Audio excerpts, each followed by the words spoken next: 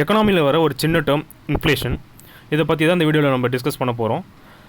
தமிழ்நாடோட சிலபஸில் 12th standard எக்கனாமிக்ஸில் 5th lesson monetary economics, அந்த லெசனில் தான் வந்து இந்த இன்ஃப்ளேஷன் பற்றின ஃபுல் டீட்டெயில்ஸுமே இருக்குது. அதை பற்றி தான் இப்போ நம்ம பார்க்க போகிறோம். அதோட மீனிங் என்ன, அதோட டெஃபினேஷன், அதோட டைப்ஸ் என்ன, அதோட இம்பேக்ட் என்ன, அது வரதுக்கான காசஸ்லாம் என்னன்றது டீட்டெயில்டாக இருக்கும். ஒன் பை ஒன்னாக நம்ம இதில் செக் பண்ணி பார்த்துடலாம். ஃபஸ்ட்டு இன்ஃப்ளேஷன் அப்படின்னா தமிழில் மீனிங் என்னென்னு பார்ப்போம். பணவீக்கம். ஸோ இந்த பணவீக்கம் அப்படின்றது ஜென்ரலாக எல்லாருக்குமே தெரிஞ்சிருக்கும்.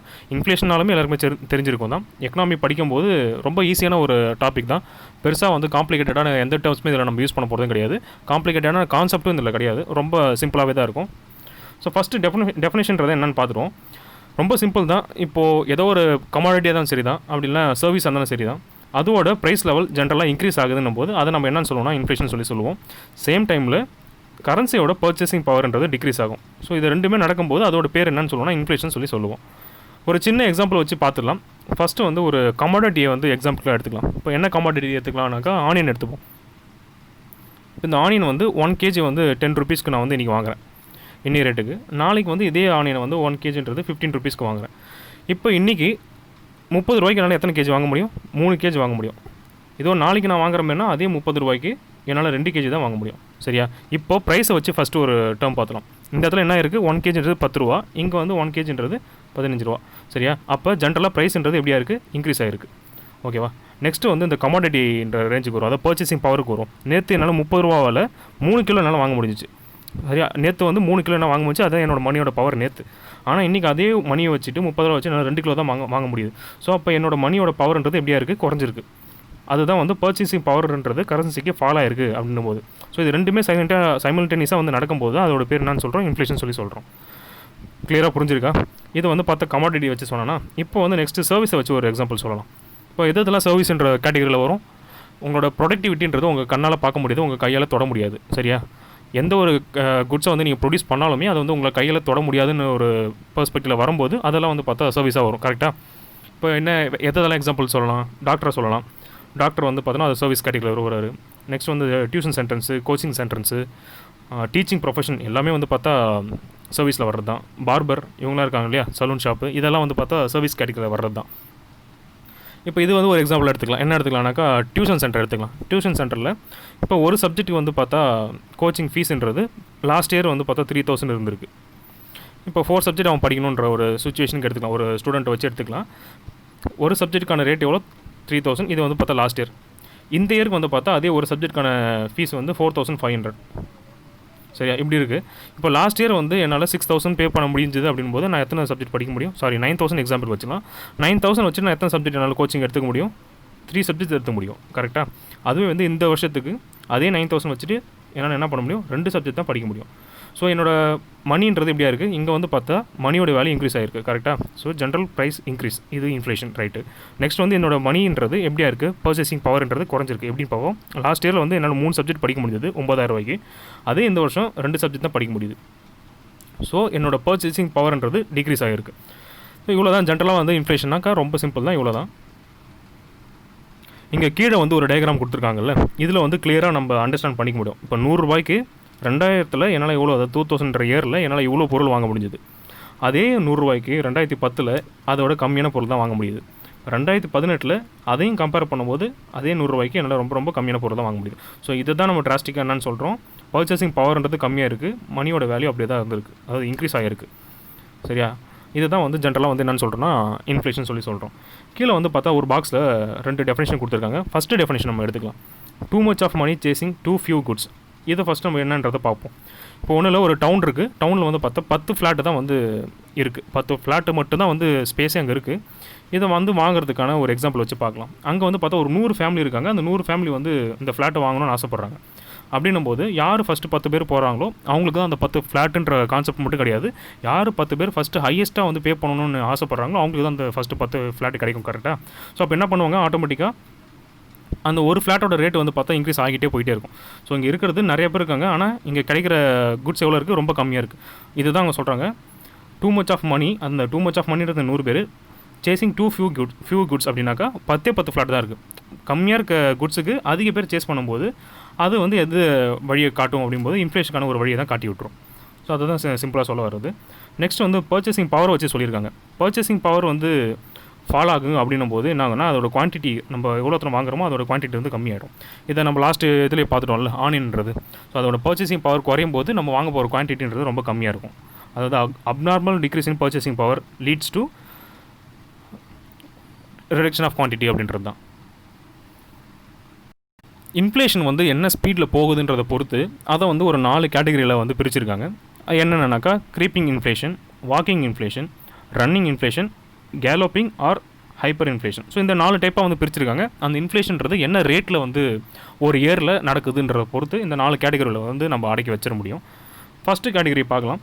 ஃபஸ்ட்டு கேட்டகரின்றது க்ரீப்பிங் இன்ஃப்ளேஷன். இந்த க்ரீப்பிங் இன்ஃப்ளேஷன்றது ரொம்ப ஸ்லோவாக தான் இருக்கும், வெரி மைல்டுன்னு சொல்லுவாங்க. அது வர்றது வந்து பெருசாக இம்பாக்ட் க்ரியேட் பண்ணாது, சொசைட்டியில் பெருசாக எந்த ஒரு டேஞ்சரும் வந்து கொடுக்காது, எக்கனாமிக்கும் பெருசாக எந்த ஒரு டேஞ்சரும் கொடுக்காதுன்னும் போது அது வந்து பார்த்தா ஒரு க்ரீப்பிங் இன்ஃப்ளேஷன் சொல்லுவாங்க. அப்படிலாம் மாட்ரேட் இன்ஃப்ளேஷன் சொல்லுவாங்க.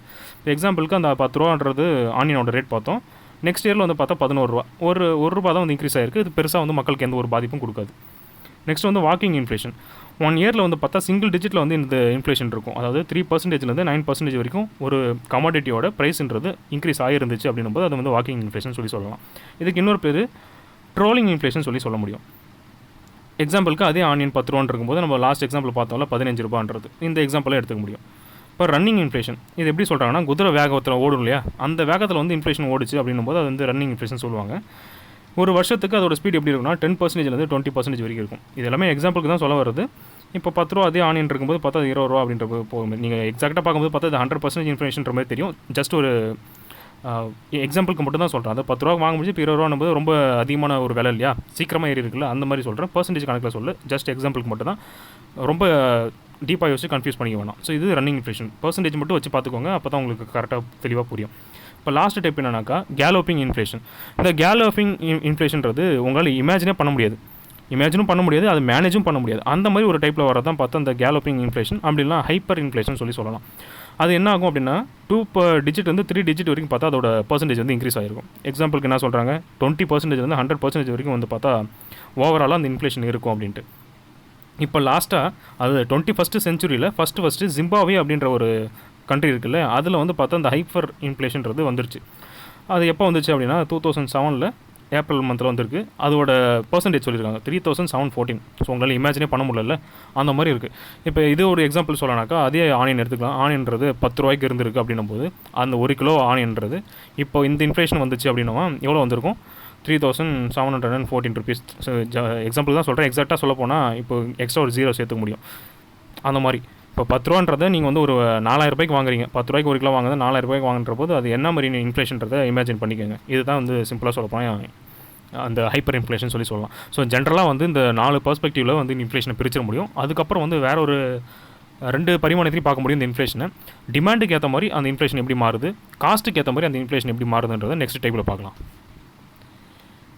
ஃபஸ்ட்டு இந்த டிமாண்ட் புல் அப்படின்னா என்னென்னு பார்க்கலாம். நம்ம ஏற்கனவே சொன்ன கான்செப்ட் மாதிரி தான். இப்போ டிமாண்டும் சப்ளைவும் தான் வந்து பார்த்தா இந்த இன்ஃப்ளேஷன்றதை டிட்டர்மைன் பண்ணும். எப்படின்னு பார்த்தா இப்போ ஒரு எக்ஸாம்பிளோட வச்சு பார்த்துட்டா ரொம்ப ஈஸியாக அண்டர்ஸ்டாண்ட் பண்ணிக்கலாம். 100 குழந்தைங்க இருக்குது. அந்த 100 குழந்தைக்குமே என்ன தேவைப்படும், பால் பாக்கெட்டு தேவைப்படும். எத்தனை பால் பாக்கெட் தேவைப்படணும் ஒரு நாளைக்குன்னு பார்த்தா 100 பால் பாக்கெட். இதை வந்து ஜென்ரலாக நம்ம எக்ஸாம்பிளுக்காக எடுத்துக்கிறதுனால இதை சொல்கிறேன். ஸோ இப்போ இந்த 100 ஃபேமிலியுமே என்ன பண்ணும், இந்த 100 பால் பாக்கெட் தேவையை பூர்த்தி செய்யறதுக்காக பார்த்துட்டு இருக்கோம்.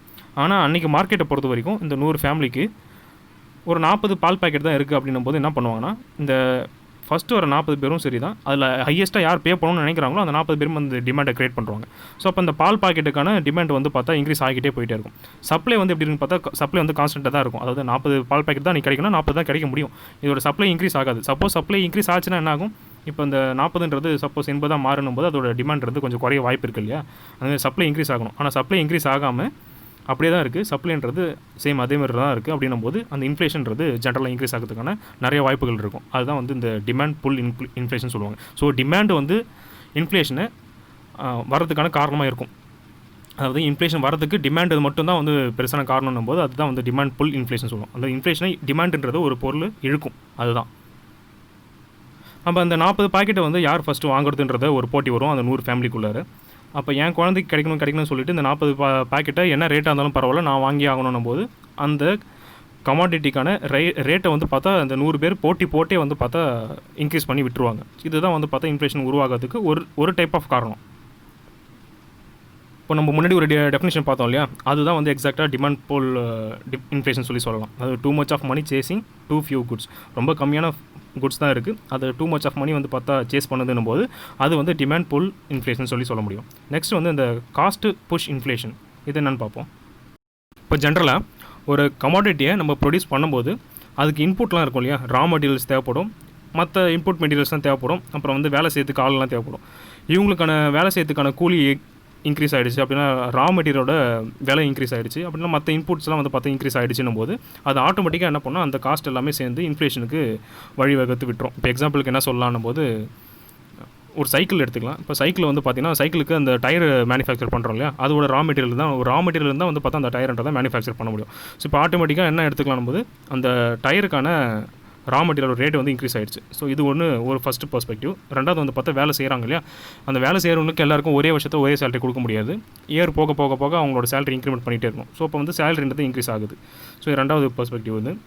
மூணாவது வந்து பார்த்தினாக்கா வேறு இன்புட்டில் வேறு என்னென்னா இருக்கும். ஒரு ஃபேக்ட்ரின்னு இருக்கும்போது பார்த்தா அந்த இடத்துல வந்து எலக்ட்ரிசிட்டி பில்னு ஒன்று இருக்கும்ல. ஸோ இப்போ 2 வருஷத்துக்கு முன்னாடி பே பண்ண எலக்ட்ரிசிட்டி பில்லும் இப்போ இருக்க எலக்ட்ரிசிட்டி பில்லும் சேமாக இருக்குமா கேட்டால் இருக்காதுன்னும் போது இப்போ சப்போஸ் வந்து டேக்ஸ் வந்து இன்க்ரீஸ் பண்ணிட்டாங்க, இல்லை அதோட யூனிட்டோட பெர் காஸ்ட் வந்து இன்க்ரீஸ் பண்ணிட்டாங்கன்னு போது ஆட்டோமேட்டிக்காக எலக்ட்ரிசிட்டின்றது இன்க்ரீஸ் ஆகும். ஸோ இது எல்லாமே சேர்ந்து என்ன ஆகும், ஒரு சைக்கிள் மேனுஃபேக்சர் பண்ணும்போது அந்த மேனுஃபேக்சரிங் காஸ்ட்டை வந்து இன்க்ரீஸ் பண்ணி விட்ரும். இப்போ எக்ஸாம்பிளுக்கு ஒரு ஃபேக்ட்ரி இருக்குது, அந்த ஃபேக்ட்ரி வந்து லாஸ்ட் இயரில் வந்து அந்த சைக்கிள் மேனுஃபேக்சர் பண்ணால் அதோட ரேட் வந்து 3000 தான் அவங்களுக்கு ஆச்சு. ஸோ மேனுஃபேக்சரிங் காஸ்ட்டு 3000, அவர் ப்ராஃபிட்டுக்கு எவ்வளோ விற்கிறாருன்னா 4000 வச்சு விற்கிறாரு. இப்படி ஒரு பெர்ஸ்பெக்டிவ் இருக்குது. இந்த இயர் வந்து பார்த்தா ஒரு மேனுஃபேக்சரிங் காஸ்ட்டே வந்து 3800 ஆகிடுச்சு. இப்போ அந்த வேலை செய்கிறவங்களுக்கு கூலி கொடுக்குறது, எலக்ட்ரிசிட்டி பில் ஏறினது, அந்த ரா மெட்டீரியலோட பில்லாம் ஏறினது, இது எல்லாமே சேர்ந்து வந்து பார்த்தா ஒரு மேனுஃபேக்சரிங் காஸ்ட்டே வந்து 3800 ஆகிடுச்சு. அவர் ஃபர்தராக வந்து பார்த்தா 1000 rupees ப்ராஃபிட் பார்க்கணும் இல்லையா. ஸோ இப்போ நெக்ஸ்ட் என்ன பண்ணுவார்னா 4800 விற்பார். ஸோ இப்படி ஒரு ப்ரைஸ் ரைஸ்ன்றது ஏறுது இல்லை, இது பேர் தான் வந்து பார்த்தா காஸ்ட் புஷ் இன்ஃப்ளேஷன் சொல்லலாம். இப்போ இன்ஃப்ளேஷனுக்கு வேறு எதெல்லாம் வந்து காரணமாக இருக்குன்றது ஒரு 6 டைப்ஸ் கொடுத்துருக்காங்க. அந்த பேசிஸ் ஆஃப் இன்டியூஸ்மெண்ட் சொல்கிறாங்க. இன்டியூஸ்மெண்ட்னா தூண்டுதல் அர்த்தம். இந்த இன்ஃப்ளேஷன் வர்றதுக்கு எதெல்லாம் வந்து தூண்டுதலாக அமைதுன்னு சொல்லிட்டு ஒரு 6 டைப்ஸ் சொல்லியிருக்காங்க. அதில் ஃபஸ்ட்டு விஷயம் எதுனா கரன்சி. இந்த கரன்சி எப்படி இன்ஃப்ளேஷனுக்கு தூண்டுதலாக அமைதுன்னு பார்த்தா, இந்த கரன்சி வந்து அதிகமாக சப்ளை ஆகிடுச்சு, அதாவது மக்கள் கையில் வந்து அதிகமாக பணன்றது வர ஆரம்பிச்சிருச்சு அப்படின்னும் போது அது வந்து இன்ஃப்ளேஷனை கிரியேட் பண்ணி விட்டுரும். இதை வந்து ஒரு எக்ஸாம்பிளோட பார்க்கலாம். இப்போ ஒரு சொசைட்டி இருக்குது, அந்த சொசைட்டியில் வந்து 1000 பீப்புள்ஸ் இருக்காங்கன்னு வச்சுக்கலாம். அதே சொசைட்டியில் வந்து பார்த்தா காருன்றது எத்தனை கார் இருக்குன்னா ஒரு 50 கார் இல்லை 100 கார் இருக்குன்னு வச்சுக்கலாம். இப்படி இருக்கும்போது இந்த 1000 பீப்புள்ஸ் சொன்னோம் இல்லையா, இந்த சொசைட்டியில் இருக்க 1000 பீப்புள்ஸில் ஒரு 50 பேர் தான் வந்து பார்த்தா பணக்காரனாக இருப்பாங்க. அதில் வந்து ஒரு 350 பேர் வந்து மிடில் கிளாஸாக இருப்பாங்க. மீதி இருக்க ஒரு 600 பேர் வந்து பார்த்தா பிலோ பாவர்ட்டி லைனில் இருக்காங்க. ஸோ இந்த மாதிரி தான் வந்து பார்த்தா அந்த சொசைட்டியில் இருக்க 1000 பேர் பிரிஞ்சிருக்காங்க. இப்போ இந்த 50 பேரால் தான் வந்து பார்த்தா அந்த 100 காரை வாங்க முடியும். கரெக்டாக இந்த 100 காரும் அவங்க ஆளுக்கு ஒரு கார் வாங்கினாக்கா 50 கார் தான் வாங்க முடியும். இந்த காஸ்ட்ன்றது பெருசாக வந்து இன்க்ரீஸ் ஆகாது. இப்படி தான் இருக்குது ஒரு சினாரியோ. இப்போ என்ன ஆகுதுன்னும் போது கரன்சியோட சப்ளை வந்து இன்க்ரீஸ் ஆகுது. சப்ளை இன்க்ரீஸ் ஆகும்போது போது இந்த சொசைட்டியில் இருக்க 1000 பேருக்குமே வந்து பார்த்தா எல்லார் கையிலும் வந்து பணம் வருது. பணம் வரும்போது எல்லாருக்கிட்டையும் பணம் இருக்கும்போது என்ன பண்ணுறாங்கன்னா அவங்க கார் வாங்கணும்னு ஆசைப்பட்றாங்கல்ல. இந்த கார் வாங்கணும்னு ஆசைப்படும் போது இந்த 1000 பேர் வந்து இந்த 100 காரை சேஸ் பண்ணும்போது கண்டிப்பாக அதோட விலை ஏறும். கரெக்டாக ஒன்ஸ் வந்து நீங்கள் வந்து சப்ளை, அதாவது மணியோட சப்ளை இன்க்ரீஸ் பண்ணிங்கன்னும் போது அப்போது கமாடிட்டியோட ப்ரைஸ் என்ன ஆகும், கண்டிப்பாக இன்க்ரீஸ் ஆகும். அதோட பேர் தான் வந்து என்ன சொல்கிறாங்கன்னா கரன்சி இன்டியூஸ் பண்ணுற இன்ஃப்ளேஷன். அதான் கரன்சியால் வர இன்ஃப்ளேஷன் காரணன்றாங்க. தெளிவாக புரியும்னு நினைக்கிறேன். உங்கள் கையில் பணம் இருந்தால் மட்டும்தான் ஒரு கமாடிட்டியை நீங்கள் வாங்க முடியும். ரொம்ப கம்மியான பேர் கையில் மட்டும் தான் பணம் இருக்கும்போது எந்த ஒரு கமாடிட்டியோட ப்ரைஸுமே வந்து பார்த்தா இன்க்ரீஸ் ஆகாது. இப்போ வந்து எல்லார் கையிலுமே பணம் இருக்கும்போது என்ன பண்ணுவாங்கன்னா ஜென்ரலாக வந்து பார்த்தா இந்த கமாடிட்டியோட ப்ரைஸ் வந்து இன்க்ரீஸ் ஆகிடும். ரொம்ப எக்ஸாம்பிளுக்கு பார்க்கும்போது பார்த்தா இந்த தங்கத்தை சொல்லலாம்.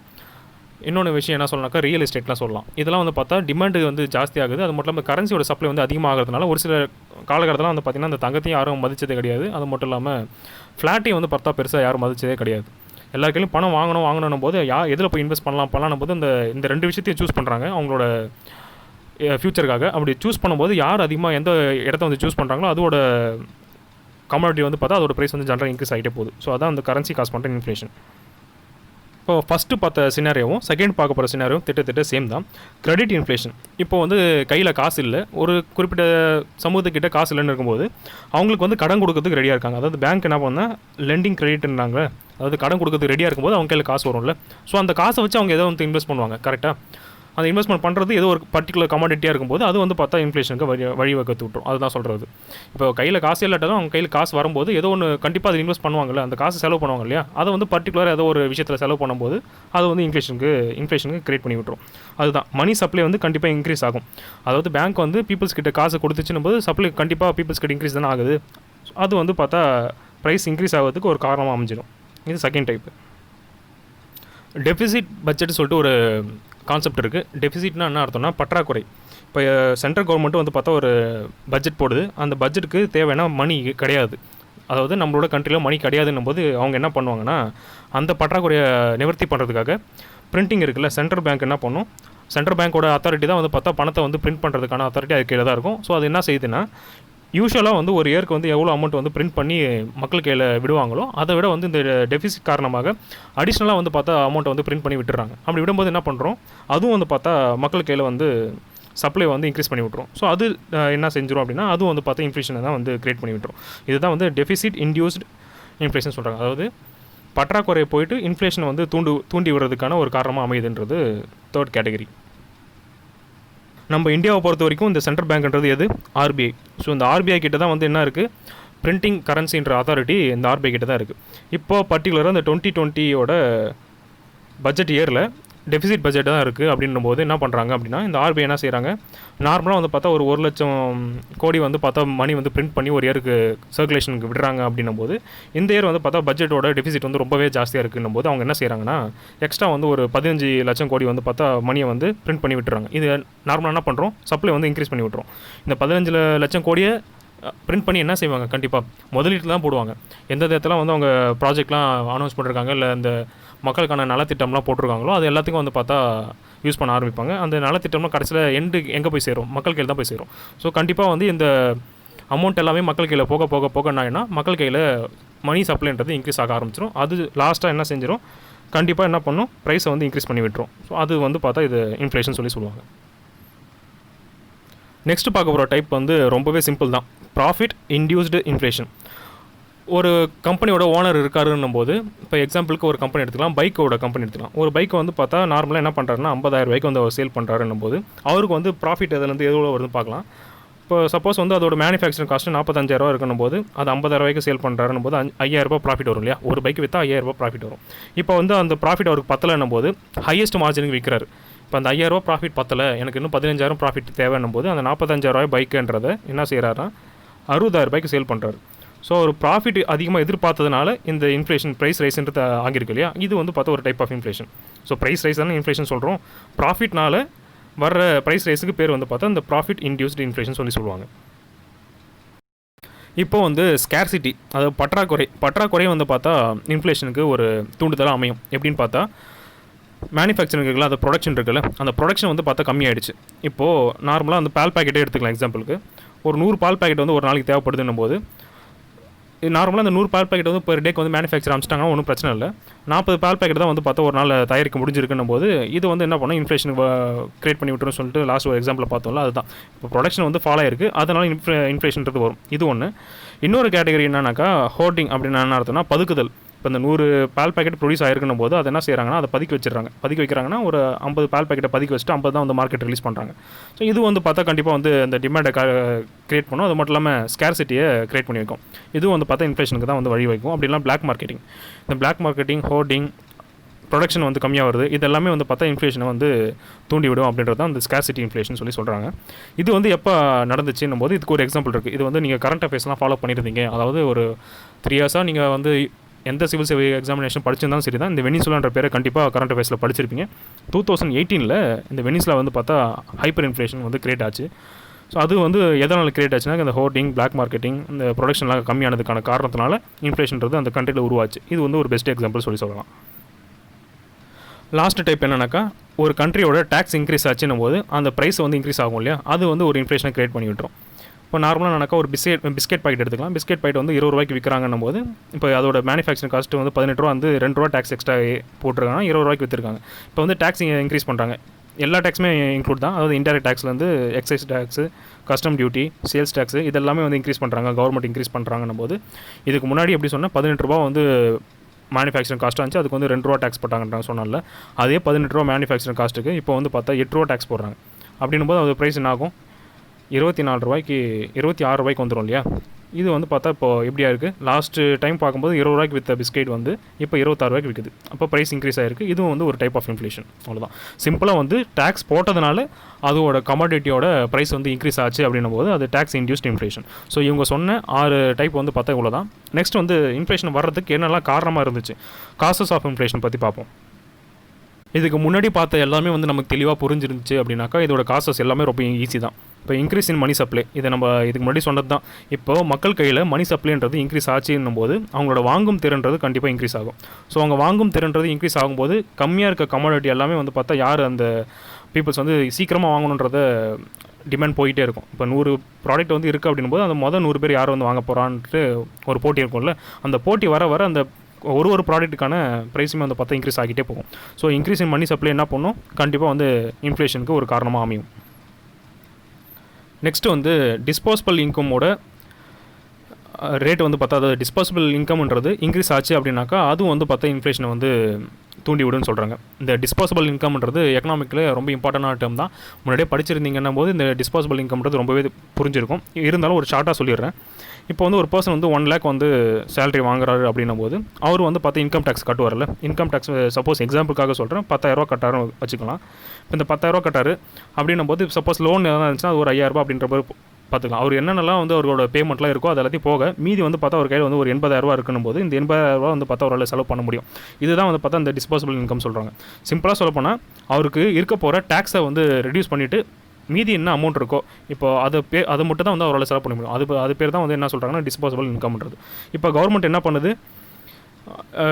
இன்கம் டேக்ஸ் வந்து குறைக்குது. இப்போ அது 1 லட்சம் வாங்கியிருந்தார்ல, இப்போ 1 லட்ச ரூபா வாங்கினவருக்கு எவ்வளோ டேக்ஸ் கட்டியிருந்தார்? ₹10,000 கட்டியிருந்தார். அப்போ மீதி எவ்வளோ இருந்திருக்கும்? அவருக்கு 90,000 இருக்கும். அந்த 90,000 தான் வந்து பார்த்தா அவரால் லீகலாக வந்து செலவு பண்ண முடியும். இப்போ வந்து டேக்ஸை வந்து கவர்மெண்ட் குறைச்சிருச்சு. இப்போ ₹2,000 டேக்ஸ் கட்டினா போதும் அப்படின்னு சொல்லிட்டாங்க. அப்படின்போது மீதி அவர் கையில் எவ்வளோ இருக்குது? 98,000 இருக்குது. ஸோ அப்போ அவர் ஆட்டோமேட்டிக்காக என்ன பண்ணுறாரு? மீதி வந்து ₹8,000 எக்ஸ்ட்ரா ஒரு கையில் இருக்குது. அதை வந்து செலவு பண்ணுவார்ல.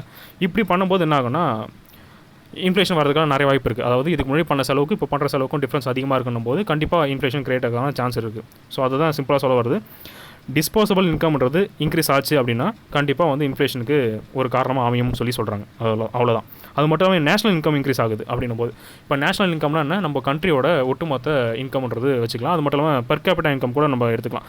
ஒரு ஆளுக்கு எவ்வளோ இன்கம்ன்றது நார்மலாக பாப்புலேஷன் வச்சு டிவைட் பண்ணும்போது வரும். ஜிடிபியும் பாப்புலேஷன் வச்சு டிவைட் பண்ணாக்கா பிசிஐ அப்படின்றது வரும். இப்போ ஒருத்தரோட இன்கம்மே ஏறி போச்சு அப்படின்னும் போது அவங்க என்ன பண்ணுவாங்க? கண்டிப்பாக வந்து எல்லா கமாடிட்டியும் வந்து வாங்கணும்னு ஆசைப்படுவாங்கல்ல. அப்போ ஆட்டோமேட்டிக்காக என்ன ஆகும்? டிமாண்ட்றது கிரியேட் ஆகும். அது மூலிமா என்ன ஆகும்? இன்ஃப்ளேஷன்றது கிரியேட் ஆகும். அதுதான் இதில் சொல்ல வருது சிம்பிளாக. நெக்ஸ்ட் வந்து பப்ளிக் எக்ஸ்பெண்டிச்சரை வந்து கவர்மெண்ட் இன்க்ரீஸ் பண்ணுச்சு அப்படின்னா அது மூலிமா வந்து பார்த்தா இன்ஃப்ளேஷன்றது கிரியேட் ஆகும். இப்போது கவர்மெண்ட் வந்து என்ன பண்ணுது? டெவலப்மெண்டல் ஆக்டிவிட்டீஸ்லாம் வந்து நிறையா பண்ணுறதுக்கு என்ன பண்ணுறாங்கன்னா எக்ஸ்பெண்டிச்சர்லாம் போடுறாங்க. அது மட்டும் இல்லாமல் சோஷியல் வெல்ஃபேர் ப்ரோக்ராம்லாம் போடுறாங்க. இப்போ எக்ஸாம்பிளுக்கு எப்படி எடுத்துக்கலாம் போது எஜுகேஷன் எடுத்துக்கலாம். இப்போ எஜுகேஷனுக்கு நீங்கள் வந்து ஒரு இன்ஜினியரிங் டிகிரி முடிக்கிறீங்கன்னும் போது ஒரு 4 லட்சம் ஆகுதுன்னு பார்ப்போம். இதை நான் எக்ஸாம்பிளுக்கு தான் சொல்கிறேன். இப்போது அந்த வெல்ஃபேர் ஸ்கீமில் கவர்மெண்ட் என்ன பண்ணுறாங்கனாக்கா பீப்புள்ஸ்க்கு வந்து பார்த்தா ஏதோ ஒரு ரிடக்ஷன் கொடுக்குறாங்க. ஒன்று வந்து அந்த ஃபஸ்ட் கிராஜுவேட் ரிடக்ஷன் எடுத்துக்கலாம். அப்படின்னாக்கா SC/STக்கான டோட்டலான ஃபீஸ் எக்ஸப்ஷன் எடுத்துக்கலாம். இல்லை வேறு எந்த கேஸ்ட் டோட்டலாக எல்லா கேஸ்ட்டுக்குமே வந்து பார்த்தா அவங்க எக்ஸப்ஷன் கொடுத்துறாங்க கூட வச்சுக்கலாம். இப்போ 4 லட்சம் ஆகுதுன்னும் போது அவங்க என்ன பண்ணுறாங்கன்னா எஜுகேஷன் வந்து ஃப்ரீன்னு சொல்லிட்டாங்க. ஏன்னாக்கா சோஷியல் வந்து பார்த்தா வெல்ஃபேர் ப்ரோக்ராமில் அதை அறிவிச்சிட்டாங்கன்னு வச்சுக்கலாம். அப்போ அந்த 4 லட்சம்ன்றது என்ன ஆகும்? கண்டிப்பாக வந்து மிச்சமாயிடும் இல்லையா? அவங்க மிச்சம் ஆகும்போது பார்த்தா அது ஆட்டோமேட்டிக்காக என்ன பண்ண முடியும்? ஏதோ ஒரு கம்யூனிட்டி வாங்குறதோ இல்லை வேறு ஏதோ வந்து சொசைட்டிக்குள்ளே செலவு பண்ணுறதுக்கு யூஸ் பண்ணுவோம்ல.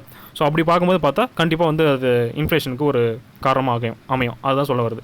கவர்மெண்ட் வந்து ஏதாச்சும் ஒரு டெவலப்மெண்டல் ஆக்டிவிட்டீஸை வந்து பண்ணுறாங்க அப்படின்னாக்கா வெல்ஃபேர் ப்ரோக்ராம் போடுறாங்க அப்படின்போது வெல்ஃபேர் ப்ரோக்ராமில் இன்னொரு விஷயம் என்ன எடுத்துக்கலாம்? இப்போ விவசாயிக்கு ஒரு ₹6,000 போடுறாங்க அப்படின்னும் போது அந்த ₹6,000ன்றது என்ன பண்ணும்?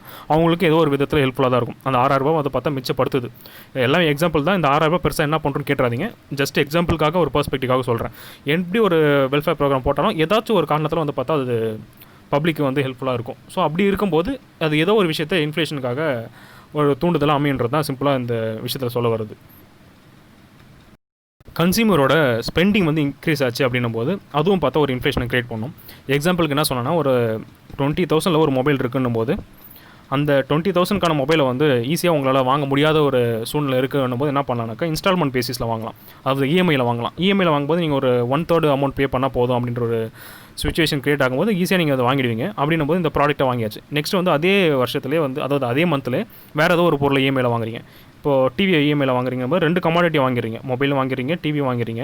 ஆனால் நார்மலாக இந்த 20,000ல் ஏதாச்சும் ஒரு பொருள் தான் உங்களால் வாங்கிக்க முடியும். அப்படின்னும் போது என்ன பண்ணணும், நெக்ஸ்ட் மந்தில் வந்து பார்த்தா ஆட்டோமேட்டிக்காக நீங்கள் இஎம்ஐ பே பண்ணுற லெவலுக்கு இருந்துகிட்டே இருக்கும். அதாவது ஒரு ப்ராடக்ட் தான் வாங்க முடியுன்ற ஒரு சுச்சுவேஷனில் ஒரு பர்சன் இருக்கும்போது அந்த இஎம்ஐ இன்ஸ்டால்மெண்ட் பேசிஸ்ன்றது என்ன பண்ணுதுன்னா 2க்கும் மேற்பட்ட இல்லை 3-4 பொருளை வந்து வாங்குறதுக்கான இடத்த வந்து கொடுக்குது இந்த இன்ஸ்டால்மெண்ட் பேசிஸ்ன்றது. அப்போ வந்து பார்த்தா இப்போ என்ன ஆகுது, கண்டிப்பாக பொருள்லாம் விற்றுக்கிட்டே இருக்கு இல்லையா. அப்போ ப்ராடக்ட் வந்து பார்த்தா சேல் பண்ணிக்கிட்டே இருக்க டிமாண்ட் இன்க்ரீஸ் ஆகிட்டே இருக்கும்.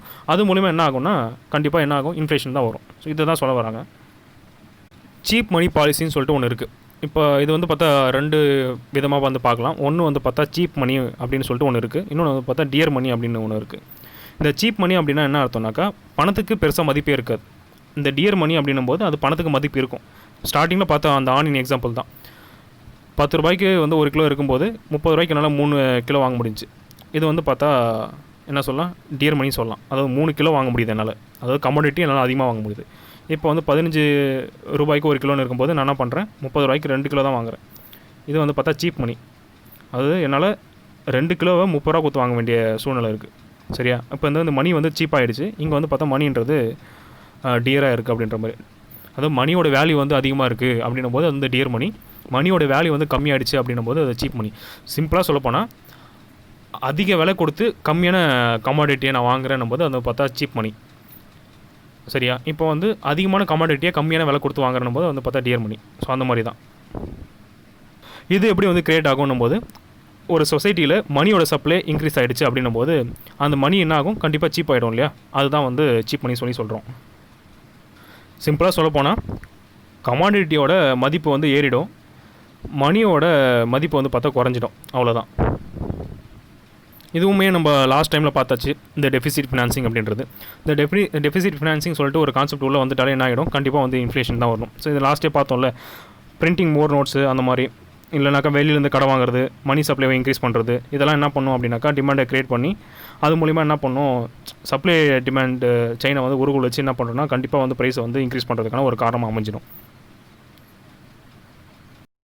இந்த பிளாக் அசட்ஸ், ஆக்டிவிட்டீஸ், மணிஸ், அதான் பிளாக் மணி இந்த மாதிரிலாம் இருக்குல்ல, கவர்மெண்ட்டுக்கு அகேன்ஸ்டாக நம்ம எது பண்ணாலுமே வந்து பார்த்தா அது இன்ஃப்ளேஷனை தான் உருவாக்கும். எப்படின்னு சொல்லிட்டு ஒரு எக்ஸாம்பிளோட பார்க்கலாம். இப்போது ஒரு 100 பேர் இருக்காங்கன்னு வச்சுக்கலாம். இந்த 100 பேர் வந்து பார்த்தா டேக்ஸ் பே பண்ணணும். ஒரு ஆளும் வந்து பார்த்தா 1 லட்ச ரூபா பே பண்ணணும்னு ஒரு கட்டாயம் இருக்கும்போது அவங்க என்ன பண்ணுறாங்கன்னா அவங்களோட இன்கம் வந்து பார்த்தா ஏதோ ஒரு கணக்கை வந்து மிஸ்மேட்ச் பண்ணி ஆடிட்டர்லாம் வச்சு பார்த்தா கரெக்ட் பண்ணி அவங்க என்ன செஞ்சுறாங்க, ஒருத்தர் ஒரு லட்சம் பே பண்ண வேண்டிய சுச்சுவேஷன் அவங்க என்ன செய்கிறாங்கன்னா ஒரு ஆள் வந்து எவ்வளோ பே பண்ணுறாங்க, 10,000 தான் பே பண்ணுறாங்க. ஸோ இப்போ அந்த கவர்மெண்ட்டுக்கு என்ன ஆகுது, அந்த 90,000 லாஸ் ஒரு ஆள்கிட்ட. சரியா? இப்படி இருக்கும்போது என்ன ஆகும்னா இந்த டேக்ஸை வச்சுட்டு அந்த பீப்புளுக்கு திருப்பி கொடுக்க வேண்டிய ரிட்டர்ன்ஸ் எல்லாமே வந்து பார்த்தா கம்மியாயிடும். சரியா? இந்த டெஃபிசிட் ஃபினான்சிங் சொன்னோம்ல, கவர்மெண்ட் போடுற பட்ஜெட்டுக்கு டெஃபிசிட் ஃபினான்சிங் வர்றதுக்கான முக்கியமான காரணம் என்னன்னாக்கா டேக்ஸ் எல்லாம் கரெக்டாக ரீகலெக்ட் ஆகாமல் இருக்கிறது தான் முக்கியமான காரணம். ஸோ எல்லா சிட்டிசனுமே சரி தான், இன்கமுக்கான கரெக்டான டேக்ஸ் மணியை வந்து கரெக்டாக ரிட்டர்ன் பே பண்ணிட்டாலே கவர்மெண்ட்டுக்கான இன்கம்ன்றது ரொம்பவே இன்க்ரீஸ் ஆகிடும். அதை வச்சு அவங்க பட்ஜெட்டை வந்து போட்டாங்கன்னும் போது எந்த ஒரு டெஃபிசிட்டும் வராது, வெளியில் கடை வாங்கணும் அவசியம் இருக்காது, மணி வந்து எக்ஸ்ட்ரா வந்து பிரிண்ட் பண்ணணுன்றது எந்த ஒரு நிபந்தனையும் வந்து ஆர்பிஐக்கு இருக்காது. ஸோ அப்போ இந்த மாதிரிலாம் பிளாக் மணி இருக்கும்போது, இல்லை பிளாக் மணியோட ஆக்டிவிட்டீஸ் இருக்கும்போது இதெல்லாம் வந்து என்ன க்ரியேட் பண்ணணும் பார்த்தா கண்டிப்பாக இன்ஃப்ளேஷன் தான் வந்து க்ரியேட் பண்ணிவிடும்.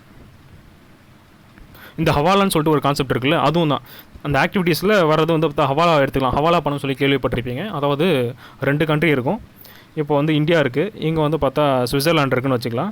இப்போ இந்தியாவிலேருந்து ஒரு பர்சன் வந்து சுவிட்சர்லாண்டுக்கு மணி சென்ட் பண்ணணும் போது என்ன பண்ணணும், கவர்மெண்ட் மூலிமா சென்ட் பண்ணணும் போது ஒரு பர்டிகுலர் அமௌண்ட் வந்து டேக்ஸ் வந்து வாங்கணும். கரெக்டாக? ஆனால் அவங்க என்ன பண்ணுவாங்கன்னா சுவிட்சர்லாண்டுக்கிட்ட இருந்து வந்து பார்த்தா இங்கே இருக்க ஒரு சிட்டிசன்கிட்டே வந்து பார்த்தா அமௌண்ட்டை வந்து எக்ஸ்சேஞ்ச் பண்ணிப்பாங்க. இங்கே இருக்க ஒரு 2 சிட்டிசனுக்குள்ளே வந்து பார்த்தா அமௌண்ட் வந்து எக்ஸ்சேஞ்ச் பண்ணிப்பாங்க. அதாவது இந்த கண்ட்ரிக்குள்ளே இருக்க மணி இங்கே தான் இருக்கும், இந்த கண்ட்ரிக்குள்ளே இருக்க வேண்டிய மணி இங்கே தான் இருக்கும். இது ரொம்ப கிளியராக எனக்கு தெரிஞ்சு இப்போ புரியாதுன்னு தான் நினைக்கிறேன் ஹவாலா அப்படின்றது. நீங்கள் வந்து பார்த்தா ஹவாலா அப்படின்னு சொல்லிட்டு நெட்டில் சர்ச் பண்ணி பார்த்தீங்கன்னா அதுக்கு வந்து ஒரு கிளியர் எக்ஸ்ப்ளனேஷன் கிடைக்கும். சிவாஜி படத்தில் பார்த்தீங்கன்னா ஹவாலா மூலிமா தான் இந்த டிரான்சாக்ஷன் வந்து ஒரு பர்டிகுலர் டைமில் நடக்கிற மாதிரி காட்டிருப்பாங்க. அதை பற்றி எக்ஸ்பிளைன் பண்ணணும்னாக்கா கொஞ்சம் டைம் எடுக்குன்றதுனால அந்த ஹவாலா பற்றின இன்ஃபர்மேஷன் இந்த வீடியோவில் நான் ஸ்கிப் பண்ணிடுறேன். புரியாதவங்க வந்து வீடியோஸ் யூடியூப்பில் பாருங்கள், அப்படின்னா நெட்டில் சர்ச் பண்ணி பாருங்கள், அது புரிஞ்சிடும். ஸோ அந்த மாதிரி வந்து ஒரு ஆக்டிவிட்டீஸ்லாம் வந்து பார்த்தா கவர்மெண்ட்டுக்கு பெரிய லாஸை உண்டு பண்ணோம். அது மூலிமா வர டேக்ஸாக இருந்தாலும் சரி, மற்ற எந்த விஷயமா இருந்தாலும் சரி தான் கவர்மெண்ட்டுக்கு வராத போகிறதுனால அது வந்து ஒரு டெஃபிசிட்டை வந்து கண்டிப்பாக கவர்மெண்ட்டுக்கு க்ரியேட் பண்ணி விட்டுரும். முன்னாடியே சொன்ன மாதிரி இந்த பிளாக் மார்க்கெட்டிங், ஹார்டிங்னா அர்த்தம் பதுக்கு வைக்கிறது, சப்ளையோட குட்ஸோட சப்ளை எல்லாத்தையும் குறைச்சி வைக்கிறது, இதெல்லாம் என்ன பண்ணுறோன்னா ப்ரைஸை வந்து கண்டிப்பாக வந்து இன்க்ரீஸ் பண்ணி விட்டுரும். கவர்மெண்ட் எப்போ பப்ளிக்கான டெப்ட் வந்து ரீபேமெண்ட் பண்ணுதோ அப்போ வந்து இன்ஃப்ளேஷன் வரதுக்கான காரணம் இருக்குது. இப்போது சிம்பிளாக ஒரு எக்ஸாம்பிள் வச்சுப்போம். கவர்மெண்ட் எம்ப்ளாயிஸ்லாம் இருக்காங்க, அவங்களுக்கு வந்து பார்த்தா ஒரு 5 வருஷமாக வந்து பிஎஃப் அமௌண்ட் வந்து ரிட்டர்ன் பண்ணவே இல்லை. அப்படி ஒரு சூழ்நிலை வந்து இருக்குன்னு வச்சுப்போம். 5 இயர்ஸ்க்கு வந்து யாருக்குமே வந்து பிஎஃப் அமௌண்ட் கிடைக்கல அப்படின்னும் போது, இப்போ எக்ஸாம்பிள் எப்போ எடுத்துக்கலாம், 2015 வந்து இருந்து 2020 வரைக்கும் வந்து பார்த்தா பிஎஃப் அமௌண்ட் கிடைக்கல.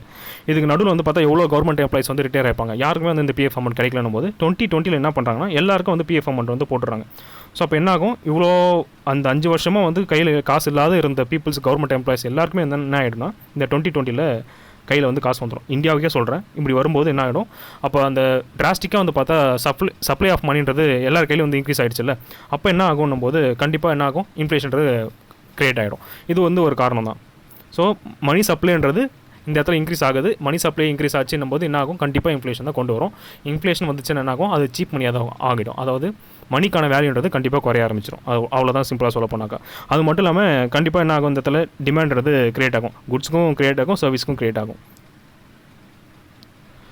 லாஸ்ட் பெர்ஸ்பெக்டிவ் என்னன்னாக்கா, எக்ஸ்போர்ட் வந்து நீங்கள் இன்க்ரீஸ் பண்ணிட்டீங்க அப்படின்னும் போது டொமஸ்டிக் குட் ஆஃப் சப்ளை வந்து பார்த்தா கம்மியாகிடும். அதாவது என்னென்னா, இப்போது நம்ம ஊரில் தயாரிக்கிற பொருள் எல்லாத்துக்கும் வந்து பார்த்தா கவர்மெண்ட்டை எக்ஸ்போர்ட் வந்து இன்க்ரீஸ் பண்ணுறதுக்கு என்கரேஜ் பண்ணுது. அதாவது அதிகமான விலைக்கு வந்து வெளியில் விற்கிறதுக்கு வாங்கிக்கிறது அப்படின்னும் போது உள்ளூர் சந்தையில் வந்து பார்த்தா குட்ஸ் வந்து பெருசாக கிடைக்காது.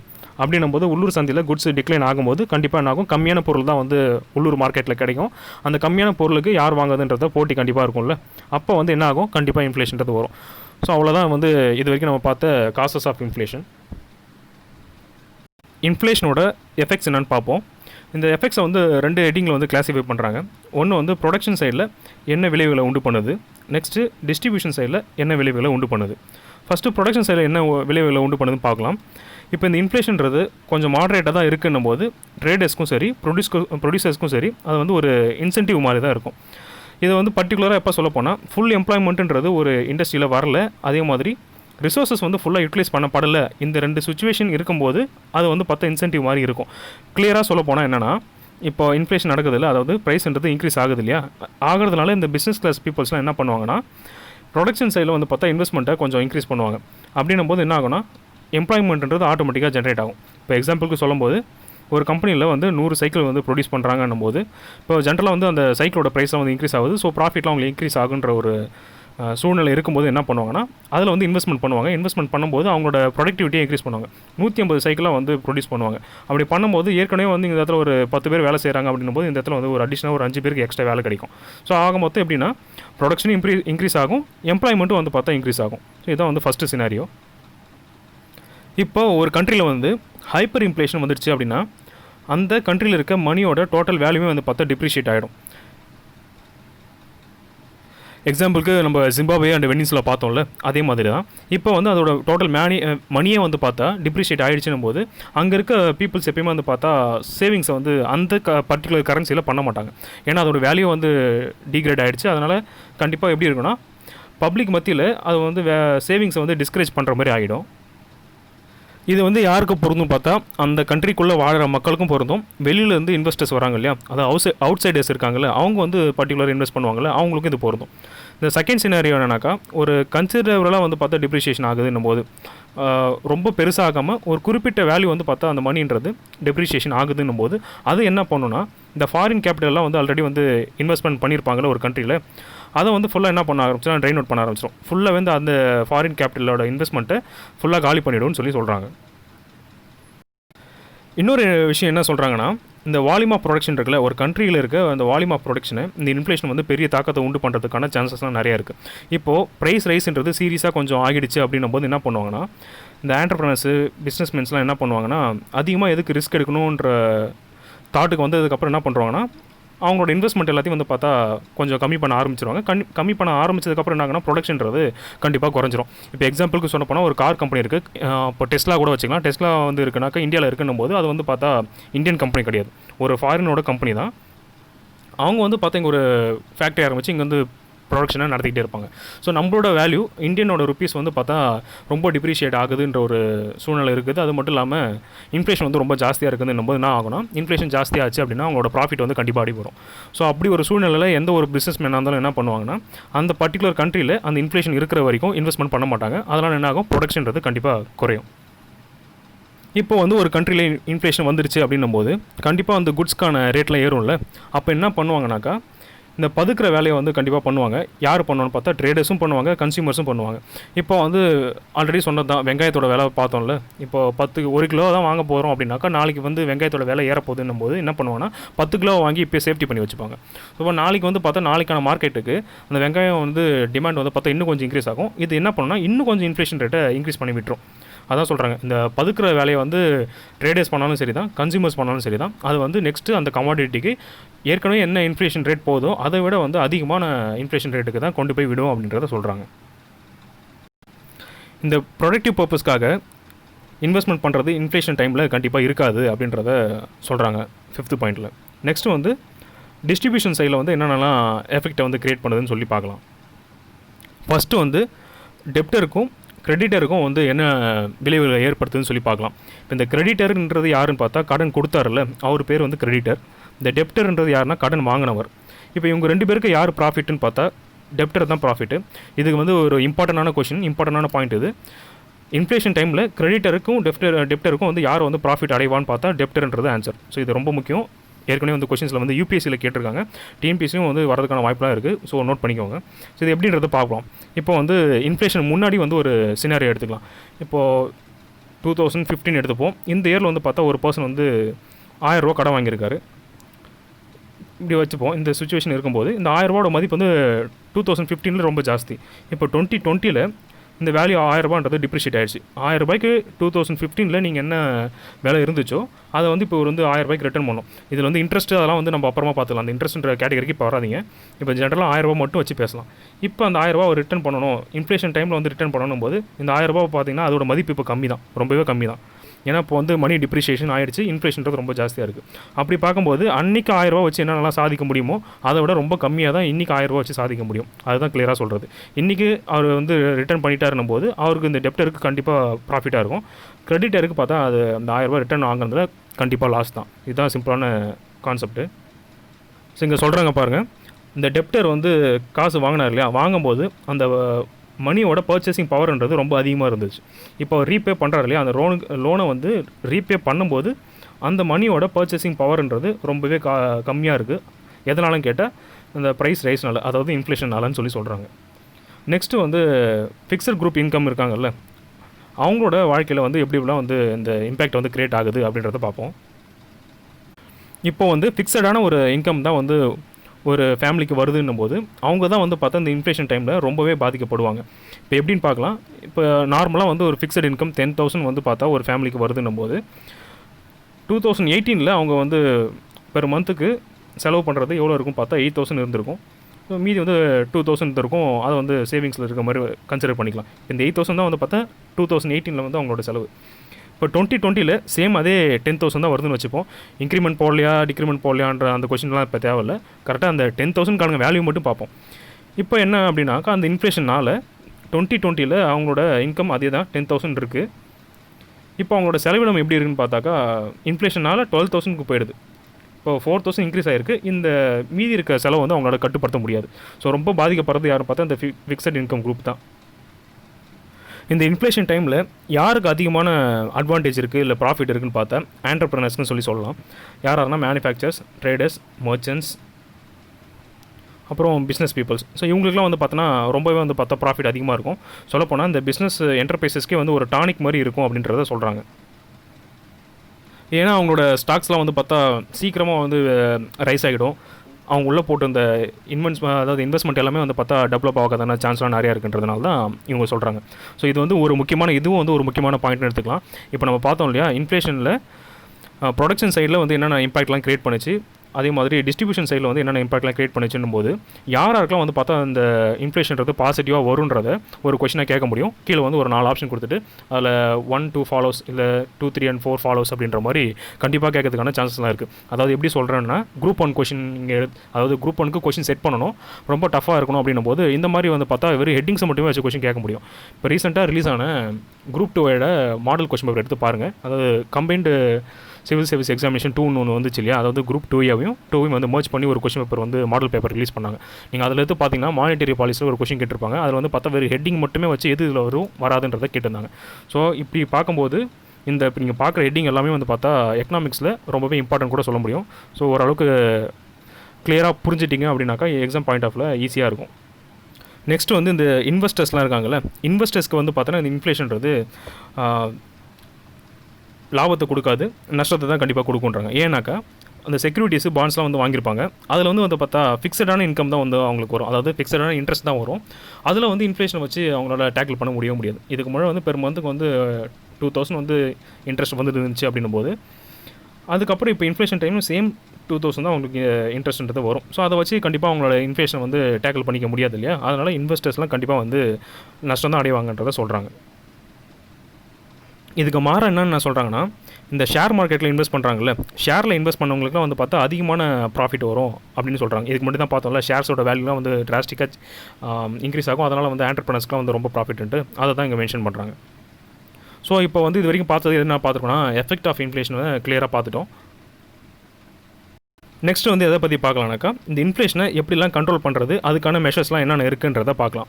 ஒரு 2 பேர் என்ன சொல்கிறாங்கன்னா, யாருன்னா கீன்ஸும் மில்டன் ஃப்ரைட்மேன் இருக்காருல்ல, இவங்க 2 பேர் என்ன சொல்கிறாங்கன்னா ஒரு 3 மெஷர்ஸை சொல்கிறாங்க. இன்ஃப்ளேஷனை வந்து எப்படி கண்ட்ரோல் பண்ணலாம், எப்படி வந்து ப்ரிவென்ட் பண்ணலாம் அப்படின்ட்டு.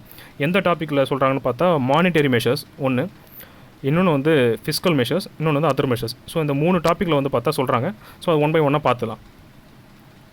ஒவ்வொரு கண்ட்ரிக்குமே சென்ட்ரல் பேங்க்னு ஒன்று இருக்கும் இல்லையா, அந்த சென்ட்ரல் பேங்க் நினச்சாக்கா ஒரு சில மெஷர்ஸ் மூலிமா இந்த இன்ஃப்ளேஷனை கண்ட்ரோல் பண்ண முடியும். இப்போது நம்ம இந்தியாவுக்கு பொறுத்த வரைக்கும் நம்மளோட சென்ட்ரல் பேங்க் எது, ஆர்பிஐக்குன்னு சொல்லிட்டு ஒரு சில ஃபங்க்ஷன்ஸ்லாம் இருக்கும். அதை வச்சு என்ன பண்ணலாம்னாக்கா இந்த இன்ஃப்ளேஷனை கண்டிப்பாக கண்ட்ரோல் பண்ண முடியும். ஃபஸ்ட்டு பாயிண்ட் என்னென்னு பார்த்தா, பேங்க்கோட ரேட்டை வந்து இன்க்ரீஸ் பண்ணலாம். இப்போ பேங்க்கோட ரேட் இன்க்ரீஸ் பண்ணுறது அப்படின்னா என்னென்னா, பேங்க்கில் நீங்கள் அமௌண்ட்டை டெபாசிட் பண்ணாக்கா அதோட வட்டி வந்து அதிகமாக கொடுக்குறது. அப்படின்னும் போது என்ன பண்ணுவாங்க, ஜென்ரலாக பீப்புள்ஸ் என்ன பண்ணுவாங்கன்னா, அந்த அமௌண்ட் வந்து சேவ் பண்ணாக்கா அவங்களுக்கு வந்து அதுலேருந்து வர ரிட்டர்ன் வந்து அதிகமாக இருக்கும். அப்படின்றதுனால அமௌண்ட்டை போய்ட்டு பேங்க்கில் போட ஆரம்பிப்பாங்க. அப்படி பண்ணும்போது அவங்க தினசரி செலவு இருக்குல்ல, மந்த்லி எக்ஸ்பெண்டிச்சர் இருக்குல்ல, அது வந்து பார்த்தா கண்டிப்பாக ஒரு அமௌண்ட் வந்து குறையும். அப்படி குறையும் போது பார்த்தா உங்களோட பப்ளிக் ஸ்பெண்டிங் குறைஞ்சி அப்படின்னாலே சப்ளை ஆஃப் மணின்றது கண்டிப்பாக குறைஞ்சிரும். அது மூலிமா வந்து பார்த்தா உங்களோட இன்ஃப்ளேஷனை குறைக்க முடியும். நெக்ஸ்ட் வந்து sale of government securities and open market. இப்போ ஒரு ஓப்பன் மார்க்கெட்டில் கவர்மெண்ட்டோட செக்யூரிட்டிஸ் விற்றாங்க அப்படின்னும் போது அந்த பீப்புள்ஸ்லாம் என்ன பண்ணுவாங்க, அந்த செக்யூரிட்டிஸை வாங்குவாங்க. செக்யூரிட்டிஸை வாங்குறதுக்கு ஒரு அமௌண்ட் வந்து கண்டிப்பாக கவர்மெண்ட் கொடுத்தாகணும் இல்லையா. அப்போ வந்து அந்த அமௌண்ட்ன்றது கண்டிப்பாக கவர்மெண்ட் கையில் போயிடும். அவங்களுக்கான எக்ஸ்பெண்டிச்சர் வந்து பார்த்தா அது மூலிமா வந்து கண்டிப்பாக கம்மியாகும். இது வந்து செகண்ட் பாயிண்ட். நெக்ஸ்ட் வந்து கேஷ் ரிசர்வ் ரேஷியோ, அப்புறம் வந்து பார்த்தா இந்த ஸ்டேட் டு டெடி லிக்விடிட்டி ரேஷியோன்றதெல்லாம் வந்து பார்த்தா இன்க்ரீஸ் பண்ணுறது. இது ரெண்டுமே என்னன்னாக்கா, பேங்க்கு கிட்ட, அதாவது ஆர்பிஐ வந்து ஒரு பேங்க் இருக்குல்ல, கமர்ஷியல் பேங்காக இருந்தாலும் சரி, பப்ளிக் பேங்காக இருந்தாலும் சரி, அவங்களுக்குலாம் வந்து பார்த்தா ஒரு சில சர்டன் நார்ம்ஸ்லாம் போட்டிருப்பாங்க. அது என்னன்னாக்கா, எல்லா பேங்க்குமே வந்து சிஆர்ஆர் எஸ்எல்ஆர்லாம் வந்து பார்த்தா மெயின்டைன் பண்ணணும். அப்படின்னா என்னன்னாக்கா, அவங்க பேங்க்குள்ளே வந்து ஒரு சர்டன் அமௌண்ட்டாக இருந்தாலும் சரி தான், இல்லை கேஷு கோல்டு இதெல்லாமே வந்து அந்த பேங்க்குள்ளே வந்து பார்த்தா ஒரு குறிப்பிட்ட அமௌண்ட் வந்து ரிசர்வ் பண்ணி வைக்கணும். இதை இன்க்ரீஸ் பண்ணுறது மூலிமா என்ன ஆகுன்றதை பார்ப்போம். ஒரு எக்ஸாம்பிள் மூலிமா பார்க்கலாம். இப்போ எப்படின்னா, இந்த ரிசர்வ் இருக்குல்ல, இப்போ ரிசர்வ் அதிகமாகிடுச்சு அப்படின்னும் போது கண்டிப்பாக அந்த அமௌண்ட்டை ரிசர்வ் பண்ண அமௌண்ட்டை வந்து பார்த்தா பப்ளிக்கு கொடுக்க முடியாது. ஸோ பப்ளிக் கிட்ட கொடுத்தா தானே நம்ம அது மூலிமா வந்து அந்த மணி சப்ளைன்றது இன்க்ரீஸ் ஆகும். ஸோ இதை இன்க்ரீஸ் பண்ண அந்த மணி சப்ளைன்றது பப்ளிக்கு போகிறது கண்டிப்பாக குறையும். இந்த சிஆர்ஆர் எஸ்எல்ஆர் இதெல்லாம் வந்து பார்த்தா தனியாக ஒரு டாப்பிக், அது வந்து பார்த்துலாம். Repo rate, reverse repo rate, இது எல்லாத்தையும் சேர்த்து தனியான ஒரு டாப்பிக். அது வந்து வேறு ஒரு வீடியோவில் நம்ம கண்டினியூ பண்ணலாம். இப்போதைக்கு இது மட்டும் தெரிஞ்சு வச்சுங்க. அதுக்கப்புறம் அந்த கன்சியூமர் கிரெடிட் கண்ட்ரோல், இப்போ நெக்ஸ்ட்டு சொன்னல அந்த மாதிரி தான் ஹையர் மார்ஜின் ரெக்யர்மெண்ட்ஸ், அப்புறம் அந்த higher repo rate, reverse repo rate, இது எல்லாத்தையும் வந்து நம்ம பார்க்கலாம். இந்த ரிப்போ ரேட்டுன்றது ஒன்றும் இல்லை, பேங்க் வந்து, அதாவது ஆர்பிஐ வந்து பேங்க்கிட்ட கடன் கொடுக்குறது. அதே இந்த ரிவர்ஸ் ரிப்போ ரேட்டுன்றது ஆர்பிஐ வந்து பேங்க்கிட்ட கடன் வாங்குறது. அதுக்கான ஒரு ரேட் இருக்கும். இப்போ 5% வட்டி, இப்போ 6.5% வட்டி அப்படின்றலாம் வட்டியோட கணக்கு இருக்குல்ல, அந்த மாதிரி தான். இது எல்லாமே வந்து பார்த்தா ஒரு ஆர்பிஐன்றது, அதாவது சென்ட்ரல் கவர்மெண்ட்ன்றது அவங்களோட மெஷர்ஸ் மூலிமா வந்து பார்த்தா இந்த இன்ஃப்ளேஷனை கண்ட்ரோல் பண்ணுறதுக்கான மெத்தட்ஸ்.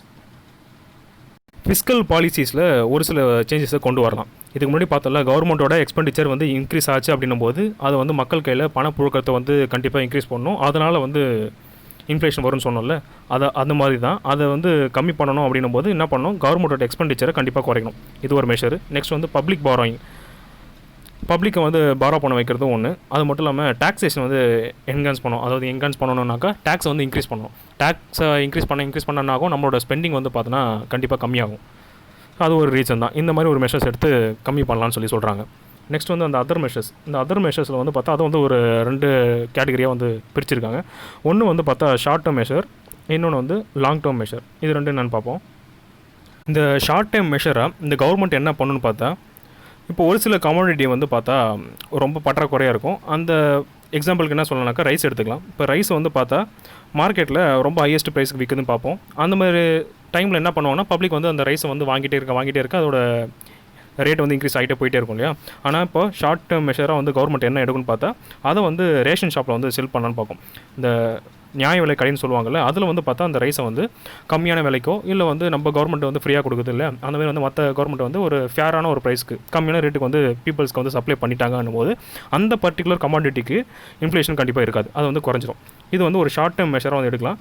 அது மட்டும் இல்லாமல் என்ன பண்ணலாம்னாக்கா அந்த கவர்மெண்ட் வந்து பற்றாக்குறை இருக்குல்ல, இப்போ ரைஸுக்கு வந்து பார்த்தா பற்றாக்குறை அதிகமாக இருக்குது அப்படின்னும் போது என்ன பண்ணலாம்னா வேறு கண்ட்ரிலேருந்து பார்த்தா அந்த கமாடிட்டியை வந்து உள்ளே வந்து இம்போர்ட் பண்ணலாம். இம்போர்ட் பண்ணதுக்கப்புறம் ஆல்மோஸ்ட் வந்து அந்த டிமாண்டுன்றது குறைஞ்சிரும். குறைஞ்சதுக்கப்புறம் வந்து பார்த்தா கண்டிப்பாக இன்ஃப்ளேஷனும் வந்து பார்த்தா அந்த பர்டிகுலர் கமாடிட்டிக்கு வந்து குறைஞ்சிரும். இது வந்து பார்த்தா ஷார்ட் டேர்மாக எடுக்கிற மெஷர். லாங் டேர்முக்கு நம்ம என்ன பண்ணலாம் அப்படின்னு பார்க்கும்போது கண்ட்ரியோட எக்கனாமிக் க்ரோத்தை ஆக்சலரேட் பண்ணுறதுக்கு, அதாவது இன்க்ரீஸ் பண்ணுறதுக்கு என்னென்ன மெத்தட்லாம் பண்ணணுமோ அதெல்லாம் கொஞ்சம் பண்ணுன்றாங்க. அதாவது என்ன பண்ணால் சேவிங்ஸும் சரி இன்வெஸ்ட்மெண்ட்டும் சரி பீப்புள்ஸ் மத்தியில் வந்து இம்ப்ரூவ் பண்ணணும். அப்படி இம்ப்ரூவ் பண்ணாக்கா பீப்புளோட காஸ்ட் ஆஃப் லிவிங்கும் சரி அதை வந்து இம்ப்ரூவ் பண்ணும் அப்படின்றத சொல்கிறாங்க. அவ்வளோதான். இப்போ ஜென்ரலாக வந்து பார்த்தோன்னா இந்த வேஜஸ் குட்னு இருக்குல்ல, அதெல்லாம் வந்து பார்த்தா டேரெக்டாக என்ன பண்ணுன்னா ஜென்ரலாக ப்ரைஸ் மேலேயும் காஸ்ட் ஆஃப் லிவிங்லேயும் வந்து டைரக்ட் இம்பாக்ட் வந்து கிரியேட் பண்ணும். ஸோ அப்படி இருக்கும்போது என்ன பண்ணணும், பீப்புளோட ஸ்டாண்டர்ட் ஆஃப் லிவிங்கை வந்து இன்க்ரீஸ் பண்ணணும். இதெல்லாம் எப்படி பண்ணலாம்னாக்கா சேவிங்ஸை இம்ப்ரூவ் பண்ணலாம், இன்வெஸ்ட்மெண்ட்டை இம்ப்ரூவ் பண்ணலாம். இதெல்லாம் பண்ணாக்கா ஒரு லாங் ரனில் அந்த கண்ட்ரியோட எக்கனாமிக் க்ரோத்ன்றது கொஞ்சம் இம்ப்ரூவ் ஆகும். இம்ப்ரூவ் ஆகிறது மூலிமா வந்து பார்த்தா அந்த இன்ஃப்ளேஷன்றது படிப்படியாக குறைய வைக்க முடியும் அப்படின்றத சொல்கிறாங்க. ஸோ இதெல்லாம் தான் வந்து பார்த்தா இன்ஃப்ளேஷனை கண்ட்ரோல் பண்ணுறதுக்கான மெஷர்ஸ். இது யார் சொன்னான்னு பார்த்தா 2 பேர் சொன்னாங்களே, கீன்ஸும் மில்டன் ஃப்ரைட்மேன் அப்படின்ற 2 பேர் சொன்னாங்க. இன்ஃப்ளேஷனை பொறுத்த வரைக்கும் ஃபுல்லாக நம்ம கம்ப்ளீட்டாக பார்த்தாச்சு. இதுக்கு மேலே வந்து இன்ஃப்ளேஷனில் படிக்கிறதுக்கு வேறு எந்த பாயிண்ட்டும் இல்லைன்னு கூட சொல்லலாம். டோட்டலாக இவ்வளோ தான். மெயின்ஸ் பெர்ஸ்பெக்டிவ்லையும் சரி தான். மெயின்ஸ் பெர்ஸ்பெக்டிவ்லையும் இதுக்கு மேலே நீங்கள் எதுவுமே வந்து தேடவே தேவையில்லை. ஆல்மோஸ்ட் இதிலே வந்து எல்லா கண்டென்ட்டுமே இருக்குது. ப்ரிலிம்ஸ்க்கும் வந்து ஆல்மோஸ்ட் எல்லாமே கம்ப்ளீட் ஆயிடுச்சு. ஸோ ஃபர்தராக வந்து என்ன பண்ணலாம், புக் பேக் கொஷின்ஸ் மட்டும் சால்வ் பண்ணிவிட்டு இந்த வீடியோ வந்து முடிச்சிடுவோம். 7th கொஷனில் இருக்குது. இதுலேருந்து இன்ஃப்ளேஷன் ஸ்டார்ட் ஆகுது. இன்ஃப்ளேஷனாக என்னன்றதை மீனிங் கேட்டிருக்காங்க. ப்ரைஸ் ஆர் ரைசிங், அதான் ஆப்ஷனு. நெக்ஸ்ட்டு வந்து மணியோட வேல்யூ வந்து சீரியஸாக டிப்ரிஷியேட் ஆகுது அப்படின்னா அது என்ன டைப் ஆஃப் இன்ஃப்ளேஷன் சொல்லி கேட்குறாங்க. அப்படின்னா என்ன அர்த்தம், கிரீப்பிங் கிடையாது, வாக்கிங் கிடையாது, ரன்னிங் கிடையாது, ரொம்ப சீரியஸாக டிப்ரிஷியேட் ஆகுதுன்னா அப்படின்னா ஹைப்பர் தான். இதுதான் வந்து பார்த்தா 2 டிஜிட் அப்படின்னா 3 டிஜிட்டில் வந்து இன்ஃப்ளேஷன் நடக்கும்னு சொல்லியிருந்தோம் இல்லையா. இதுக்கு எக்ஸாம்பிள் கொடுத்துருந்தாங்க. எந்த கண்ட்ரி கொடுத்துருந்தாங்க, ஜிம்பாப்வே கொடுத்துருந்தாங்க. எப்போ வந்துச்சு, ஏப்ரல் மந்த்து 2007 வந்துருந்துச்சு. Next 9th question. இப்போ என்னென்னா ஒரு ப்ரொடக்ஷன் பண்ணும்போது வந்து பார்த்தா அதோட ரா மெட்டீரியல்ஸ் இல்லை வேஜஸ் இதெல்லாம் இன்க்ரீஸ் ஆகிறதுனால அந்த ப்ரைஸோட, அதாவது கமாடிட்டியோட ப்ரைஸ் வந்து பார்த்தா ஜென்ரலாக இன்க்ரீஸ் ஆகும். அப்படி வர இன்ஃப்ளேஷனோட பேர் என்ன? இதுதான் நம்மளோட அந்த 2 டைப்பில் பார்த்தோம்ல, இந்த டிமாண்ட் புல் அண்ட் காஸ்ட் புஷ்ல பார்த்தோம்ல. அப்படின்னா என்ன, இதில் வந்து எதோட கேட்டகரியில் வருது, காஸ்ட் புஷ்ல வருது. கரெக்டாக. அதாவது மேனுஃபேக்சர் பண்ணுறதுக்கான எந்தெந்த காரணம்லாம் இருக்கோ அது எல்லாமே இன்க்ரீஸ் பண்ணுறதுனால அந்த காஸ்ட் வந்து ஜென்ரலாக இன்க்ரீஸ் ஆகுது. அதாவது காஸ்ட் வந்து இன்ஃப்ளேஷனை புஷ் பண்ணுது அப்படின்றதுனால அது cost push inflation. So 9th answer வந்து ஏ தான். இது வந்து நம்ம பார்க்கும்போதே நான் சொன்னோம், இதை வந்து புக் பேக்கில் கண்டிப்பாக கேட்பாங்க, எக்ஸாமில் கண்டிப்பாக கேட்பாங்கன்ட்டு. இன்ஃப்ளேஷன் நடக்கும்போது யார் வந்து கெயினர்னு சொல்லி கேட்டிருக்காங்க பார்த்தீங்களா. அப்போ 4 பாயிண்ட் கொடுத்துருக்காங்க. கவர்மெண்ட் கிடையாது, வேஜஸ் அண்ட் கிரெடிட்டர்ஸ் கிடையாது. கண்டிப்பாக யாராக இருப்பா, டெப்டர்ஸாக தான் இருப்பா. ஏன்னா அவங்க கடன் வாங்கும்போது அந்த மணியோட வேல்யூ வந்து கம்மியாக இருக்கும். மணியோட வேல்யூ வந்து ஜாஸ்தியாக இருக்கும், வாங்கின அமௌண்ட் கம்மியாக இருக்கும். ஆனால் அதை ரீபே பண்ணும்போது இன்ஃப்ளேஷன் டைமில் ரீபே பண்ணும்போது யாருக்கு ரீபே பண்ணுவா, கிரெடிட்டர்ஸ்க்கு வந்து பார்த்தா ரீபே பண்ணுவாங்க. அப்படி பண்ணும்போது அந்த மணியோட வேல்யூ வந்து ரொம்ப கம்மியாக இருக்கும், அந்த கொடுத்த அமௌண்ட் வந்து சேம் ஆகுது, அப்படியே தான் இருக்கும். நெக்ஸ்ட் வந்து இன்ஃப்ளேஷன் வந்து டிக்ரீஸ் ஆகிட்டே வந்துச்சுன்னா அதுக்கு ஒரு பேர் இருக்குது. அது பேர் என்னக்கா, டிஸ்இன்ஃப்ளேஷன். இதெல்லாம் வந்து இந்த லெசனோட கண்டினியூஷனில் இருக்குது. அதாவது இன்ஃப்ளேஷனுக்கு அப்படியே டோட்டல் ஆப்போசிட் எதுன்னு பார்த்தா இந்த டிஸ்இன்ஃப்ளேஷன் தான். ஸ்டாக்ஃப்ளேஷனும் இன்ஃப்ளேஷனும் சேர்ந்தால் அதுக்கு பேர் என்னன்னு கேட்குறாங்க. அது பேர் வந்து ஸ்டாக்னேஷன். ஸோ இவ்வளோ தான் இந்த வீடியோவை பொறுத்த வரைக்கும். தேங்க்யூ.